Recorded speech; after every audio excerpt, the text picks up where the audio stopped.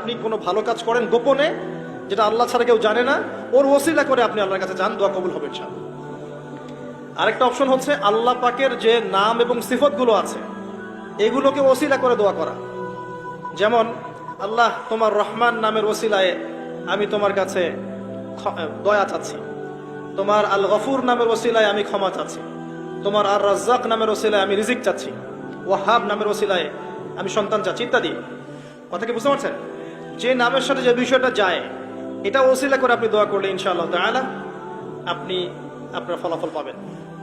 আর একটা সবচেয়ে বড় অস্ত্র শিখিয়ে দিচ্ছি, এটা আমি কাউকে শিখাইনি আজ পর্যন্ত, আজকেই প্রথম। এবং আমি আমার জীবনে দেখেছি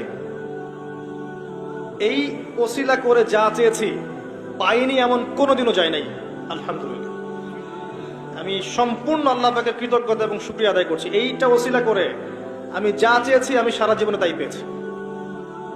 এবং আমি বিশ্বাস করি আমি যা পেয়েছি, এই বয়সে আমি যা পেয়েছি আল্লাহ পাক কোটি কোটি মানুষকে তা দেন নাই, এটা আমি বিশ্বাস করি।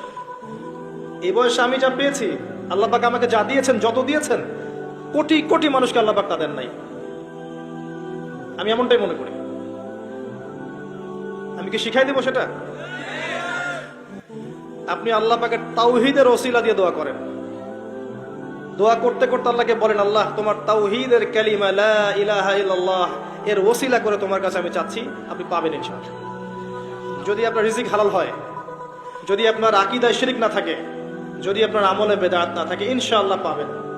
এর পরেও দুটা কথা আছে, সেটা হলো যদি দেখেন পান নাই, ইনস্ট্যান্ট পান নাই, মনে করবেন না দোয়া কবুল হয় নাই। এমনও দোয়া আছে যে আমি 10 বছর থেকে করছি এখনো পাইনি। এমনও দোয়া আছে আমি নিজেই 10 বছর থেকে করছি, আমার কাছে মনে হয় 2009-10 সাল থেকে আমি করছি, এখন পর্যন্ত পাইনি, ইনশাল্লাহ পাবো। তো ইনস্ট্যান্ট সব পেতে হবে এমন নয়। যদি দেখেন পান নাই, তার মানে তিনটা বিষয় ঘটেছে। একটা, বান্দা দোয়া করেছে, সাথে সাথে কবুল করা হয়নি, আপনাকে এটা উপযুক্ত সময় দেয়া হবে ইনশাআল্লাহ। 2 নাম্বার, এই যে আপনি আল্লাহর কাছে চেয়েছেন, এর ওসিলায় আল্লাহ পাক আপনার আমল, আপনার তাকদীর থেকে কোনো বিপদ আপদ সরিয়ে দিয়েছেন, আপনি বুঝতে পারেননি। আপনি দোয়া করেছেন, হয়তো মনে হচ্ছে আপনি পান নাই, কিন্তু এর ওসিলায় আল্লাহ পাক আপনার তাকদীর থেকে কোনো বিপদকে মিটিয়ে দিয়েছেন, আপনি বুঝতে পারেননি। আরেকটা হচ্ছে দুটার কোনোটাই হয়নি, পরকালে কিয়ামতের মাঠে আল্লাহ আপনাকে দিবেন জন্য জমা রেখেছেন। অতএব দোয়া করলে কোনো লস নাই। বেশি বেশি দোয়া করবেন, সিজদায় বেশি বেশি দোয়া করবেন, ফরজ সালাতের আগে পরে করবেন।